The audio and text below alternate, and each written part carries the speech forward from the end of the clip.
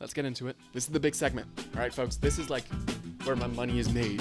All right, I've been waiting a while for this one, to say the least. Let's dive into it. This is top 5 from 2015. It ranges all 3 sports that can have them: NBA, MLB, and NHL. Recency bias could play a factor in this first one, but let's dive into it. My number 5 spot for my top 5 Game 7s since 2015 is the Stars versus Avalanche in the first round. Now, this is the only first round matchup on this list, and I feel like it's bad to say this when there's been World Series Game 7s and NHL Game 7s, and yet I'm putting a round 1 game on here. Now, I may be wearing a Dallas Cowboys hat, but I'm not this crazy Stars fan. I hopped on the bandwagon this postseason because watching playoff hockey is super fun. And yet you had the storylines in this game, in this series as a whole, and the way it played, the game itself played out was insane. Right? With Mikko Rantanen being traded from the Avalanche to the Hurricanes in the middle of the season, and then coming from the Hurricanes to the Stars is just crazy in itself because the Avalanche backstabbed him, similar to a Luka Doncic trade. But now he is in a spot at home in Dallas. If this was in Colorado, that would have been But they were able to play in Dallas, and the Avalanche get up to a 3-1 lead, or a 2-0 lead, I believe. But then Mikko Rantanen went on a run, had a hat trick by himself it was 2-0. Had a hat trick by himself in the third period, including the capper with the empty netter against his former team. The storylines here is a big theme in this list, and I think this one was just an exciting game, which is the most important thing in a Game 7, in my opinion. It has to be an exciting game, right? It can't just be a storyline, right, that carries it. No, it has to be a storyline plus the actual game itself that's exciting, and that's why this game made it. Could it be some recency bias? Absolutely. I think this was the best playoff game in the entire postseason, I believe. Well, that's debatable. In the NHL, that's debatable.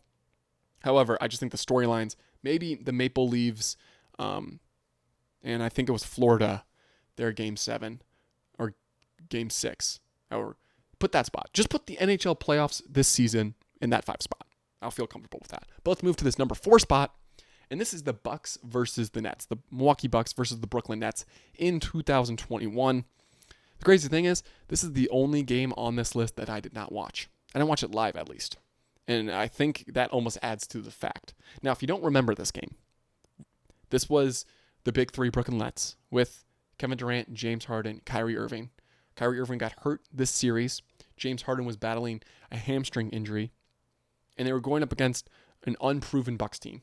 Right? The big question around the Bucks was, are they going to eventually win a championship? Because Giannis at this point was, I believe, a 2-time MVP, or he was going to win the MVP this season. And yet there was still like, is he going to perform in the postseason? And this series came down to a Game 7, of course. And yet KD had the game-winning shot. He hit the game-winning 3, and I saw that on my phone. I saw it, and I was like. And I was rooting against the Nets because I didn't like KD at the time for going to the Warriors. I was rooting for the Bucks. And I just remember seeing it. And it's KD hits 3-pointer. And I just go, oh, you got to be kidding me. I turned my phone off. I'm like, that's so disappointing. I didn't even know what happened. And then I turned my phone back on 10 minutes later. And the game's in overtime. And I was so confused. I was like, I thought he hit the game winner. I scroll down, 2-point shot. I immediately go to Twitter. X, and I see that his foot was on the line. And it's been infamous since then. This postseason, with the Indiana Pacers playing the New York Knicks, Tyrese Halliburton hit a similar shot. 3-pointer that looked to be a 3-pointer but had his foot on the line. Would have won the game, ended up tying the game, sent the game in overtime. Pacers won that game, unlike the Nets. And yet, this game was referenced. And I think this is this could be a bad take. However, I believe that this is one of those moments where it's just like almost iconic, right? Game winners in Game 7 don't happen. They just do not happen at the buzzer. And this was almost one of those opportunities. And this is one of those games that will be remembered forever. But now, speaking of game winners in Game 7, we have the Philadelphia 76ers versus the Toronto Raptors in 2019. 2 seasons before the Nets and Bucks won. This one was between the 76ers with Jimmy Butler, Joel Embiid, versus Toronto Raptors with Kawhi, Kyle Lowry, the 1 season of Kawhi in the second round in Toronto. And of course, is this the dagger game? And everyone knows that quote. Everyone knows the shot.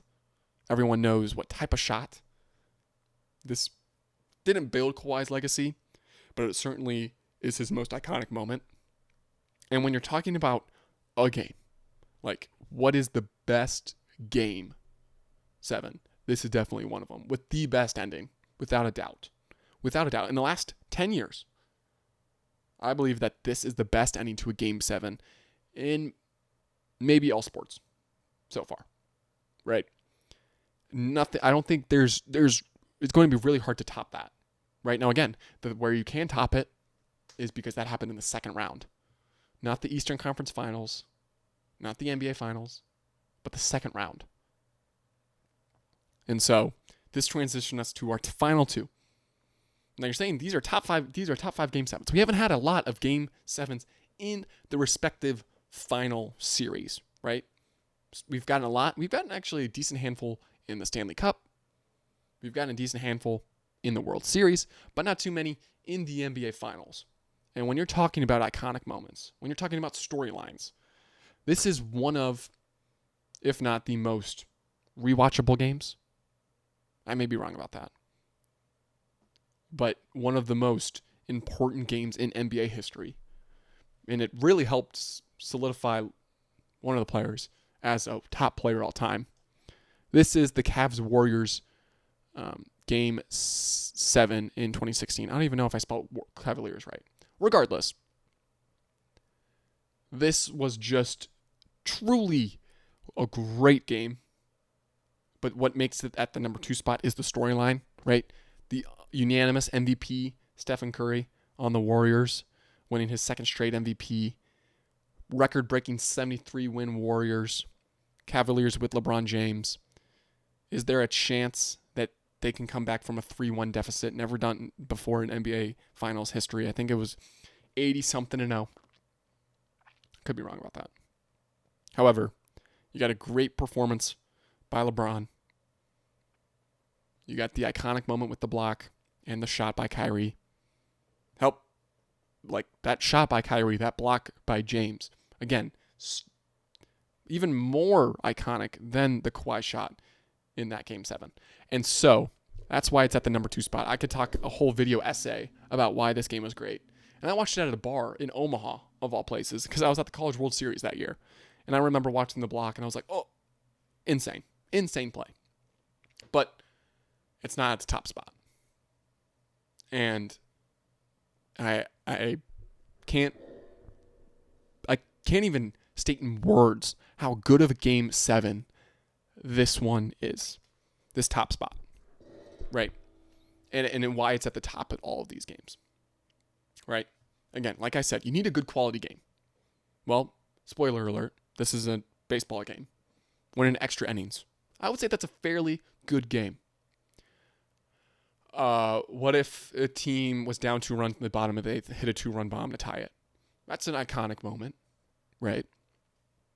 What if there was a rain delay that stopped the game after it went in extras, building more tension between the two teams, right? What if there was a legacy of history not between the teams, but of the team's franchises, a 50-plus year drought or a 100-plus year drought of winning the World Series? Well, that's why the Cubs versus Indians in the 2016 World Series is the greatest Game 7 and one of the greatest games played all time. All time. This series itself is overlooked because the Cavs and Warriors, NBA, it's a bigger sport in terms of recognition, right? Because that game was crazy. The Cavs overcame a 3-1 deficit and won. Well, the Cubs overcame a 3-1 deficit and won in Cleveland. And maybe the greatest game ever. Just every it feels like every inning, every half inning had something to build this overall narrative of the game. And it was just truly a remarkable watch. I remember just waiting for this rain delay to end. And it was just truly one of the greatest games played all time. Ended a 100-year drought in the World Series. I don't think there may be, but I don't think there's a longer drought in sports. Right? It ended all the curses. The team that no one thought could win it won it. We're not saying that season, but just in general, right? Oh, you're bad news Bears, bad news Cubs. And this was the cherry on top. The Indians won 94 plus games that season. Cubs won 100 plus. You had really two of the best teams in the league that season play in the World Series. And yet it was just the greatest Game 7 in the last 10 years. And I would probably fit it into a top 5 list all time, just based off of how great of a series that was. And so that's my completed list. You guys probably are like, you probably hate that. You probably hate, you probably hate some of these takes. However, let me know. Let me know in the comments below. I'd really like to know what you guys think about these. The only one that's inarguable, obviously, would be the Cavs Warriors because the NBA is bigger. But the Cubs Indians, that's all of it above. All of the above. So let me know what you guys think.